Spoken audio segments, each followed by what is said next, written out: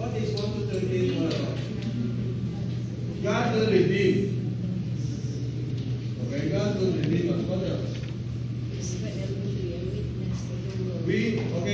If God redeemed us, we have to become His witness. We will automatically be His servant and His witness. So we have a duty when you are called or redeemed by God. Are you redeemed by God?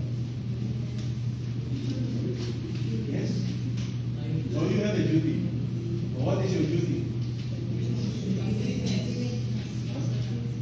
To be His witness. As a witness, what should you be doing? As a witness, what should you be doing? Showing God's love. From the text, what should you be doing? Know. And believe in Him. And Understand who is. Okay? That is one of the things we learned about in chapter 14. It's more on redemption. Okay? So you have to know the context of each passage. If it's referring to Israelites who are dead and who are blind, or Israelites that God is going to save. Okay? Okay. I guess it's time for a break.